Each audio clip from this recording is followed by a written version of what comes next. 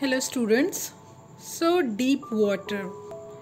I have opened the NCERT text in front of you just because in the last class I mentioned that there are particular places that need to be remembered by you.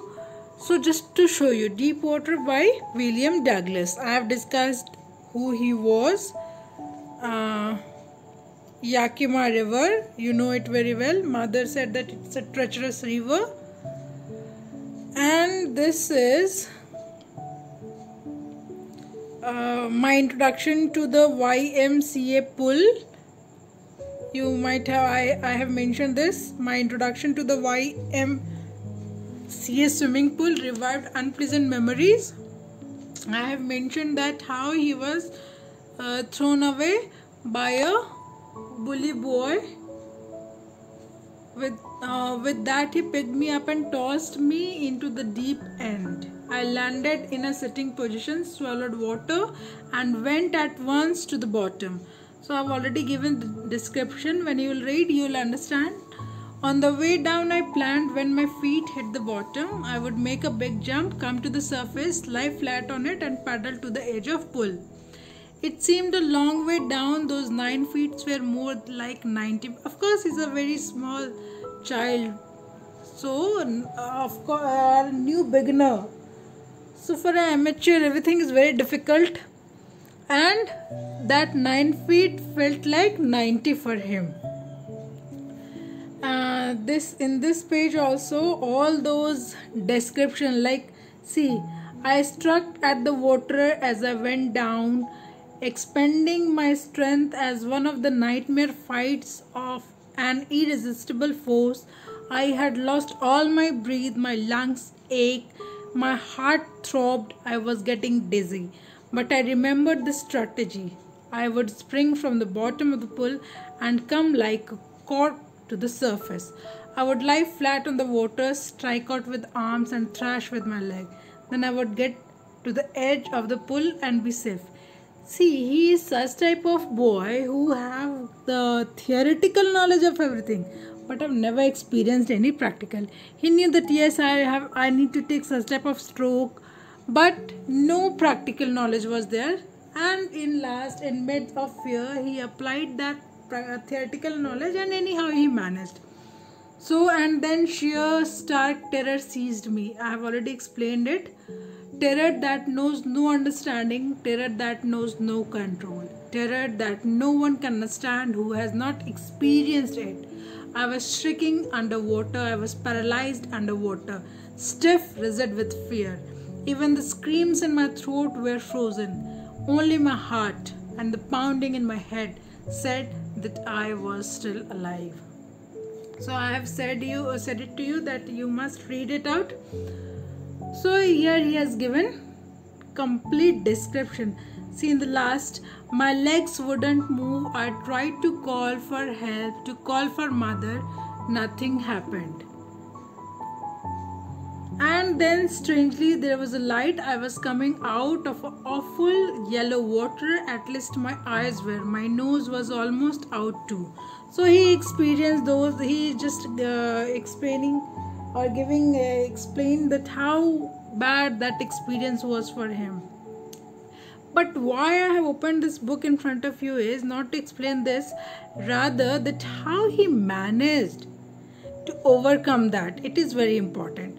So what he did a few years later, when I came to know the waters of the cascades, I wanted to get into them. And whenever I did, whether I was wading to Tetons or bumping river or bathing in warm lake of a goat rock, the terror that had seized me in the pool would come back. It would take possession of me completely. So a few years later, whenever he tried something with water, definitely that terror hovers him.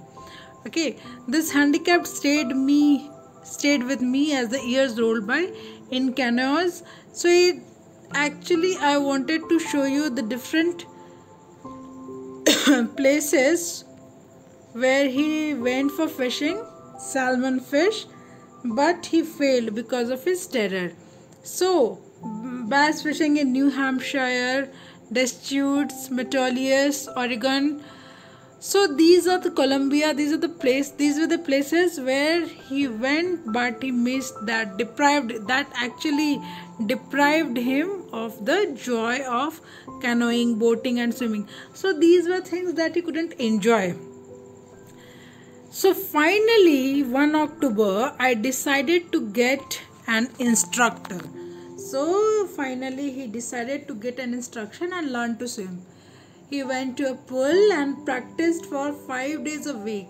And each ice day means every week he practiced 5 hours. The instructor put a belt around him and the rope was attached, and he was sent. He held on the end of the rope and he went back and forth. So he was doing practice. Okay. And each time, whenever he took a dip, what happens? The fear hovered him. Okay. Then he taught me to put my face under water and exhale. See, it can only come to you with practice. Next, he held me at the side of the pool and had me kick with my legs. So the instructor taught him part by part. First, he made him learn that how to put your legs, your mouth, your nose, then how to use all organs all together. So now you can swim, dive off, and swim the length of pool, cross stroke. So in April, he started from October, and in April finally his instructor said that yes, now you can swim. But you know what happened? The terror was still with him. The fear was still with him. And he still wondered that what will happen if I'll go to some big place. Okay, now I have learned swimming, I can swim in the swimming pool. But whether I'm able to swim in any big river, can I enjoy those swimmings, canoeing or not? So fear was still with him. So what he did to just overcome his tiny vestiges of old terror would return. Always tiny vestiges of old terror would return. But now he has decided that yes, I need to overcome this. So what he did, see, it is very important. He went to Lake Wentworth in New Hampshire. It's very important. He went to Lake Wentworth in New Hampshire, dived off a dock at Triggs Island and swam 2 miles across the lake to Stamp Act Island. So these are important names. That's why I have opened this NCERT text in front of you. These are important names and places where he practiced a lot and he kept his terror away. I swam the crawl, breaststroke, side stroke and backstroke. These are different type of position in which one can swim. Only once did the terror return, when I was in the middle of the lake. I put my face under and saw nothing but bottomless water. The old sensation returning in miniature. I laughed and said, "Well, Mr. Terror, what do you think you can do to me?" It fled and I swam on. So it was a final juncture when he felt the same terror, tiny vestiges coming to him. But he said that, "Yes, Mr. Terror, please come." And since then, he became a great swimmer. All those fears that vanished away. And still, he was having little bit doubt that yes, whether I'm able to do it again or not. So again, he went to different places. It has been mentioned over here: glaciers, Warm Lake, and Gilbert Peak, Dock Coptron. So he went to different places just to conquer his fear of water. And you know, the experience had a deep meaning for me, as only those who have known stark terror and conquered it can appreciate. Means this experience meant a lot to him because he was having a great terror of water, and by end he able to conquer that too. It means a lot to him. There is a terror only in fear of death, as Roosevelt knew when he said, "All we have to fear is fear itself." It's very important, students. All we need to fear in life is fear itself. अगर किसी चीज़ से डरना है तो सिर्फ डर से डरो कि मुझे कभी डर न लगे. तो all we have to fear is fear itself. Because I had experienced both the sensation of dying and the terror that fear of it can produce.